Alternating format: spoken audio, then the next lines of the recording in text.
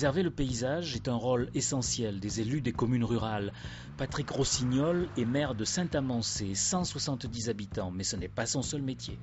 J'ai une activité agricole associée avec 2 voisins, plus une activité tourisme avec aussi un peu d'hébergement en camping, mais aussi de l'encadrement multi-activités, puisque bon, on disait spéléo, canyon, VTT, randonnée, acrobranche.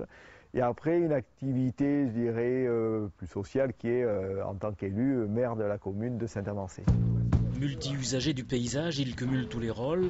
Pas simple, quand on sait que le territoire rêvé par le vacancier n'est pas celui de l'agriculteur, ni celui de l'industriel. Ça cogite, ça se confronte, que bon, mais c'est ce qui est passionnant, c'est que ça reste pas dans une réflexion pure, intellectuelle pure. Le fait, par exemple, d'être dans ces activités économiques et professionnelles et cette activité de maire, ça oblige à aller dans la réalité, quoi, à aménager, à construire, et donc bon, ben voilà, prendre des décisions au bout d'un moment, pratique, parce qu'il faut bien prendre une décision, quoi. On ne peut pas rester juste dans la réflexion. Et sur le terrain, il y a du travail. L'objectif, c'est d'abord de maintenir une vie, mais la vraie, celle qui se nourrit des mixités, des différences, de maintenir la population âgée, par exemple.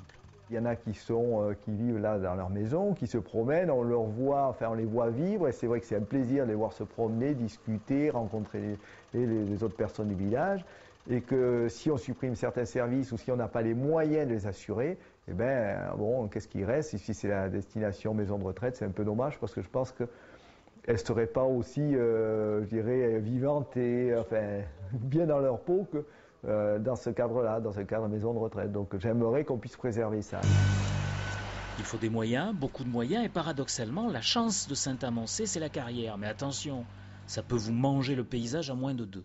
La discussion avec la carrière, à un moment, avec certains dirigeants, qui disaient, par exemple, mais laissez-nous produire, comme ça vous aurez une redevance importante. On dit non, c'est quand même un patrimoine, il faut que par la suite, eh ben, nos enfants puissent en profiter aussi. Et nous, on n'a pas à le dilapider rapidement, donc arriver à le gérer. Saint-Amancé n'échappera pas à l'agrandissement, mais on ne construira pas dans une zone tracée au compas, à partir du centre du village. Le bon sens exige autre chose. Essayer de préserver donc cet espace rural, garder l'esthétique qui fait l'identité du village. Quand on se tourne vers le village, on voit bien qu'il y a déjà niveau végétation, des haies, des arbres, donc essayer de préserver ça, et puis rajouter, s'il y a des constructions, l'identité du village qui est autour de 2 bassins, s'il doit y avoir une zone qui se construit, reprendre un peu cette idée de bassin pour préserver cette identité.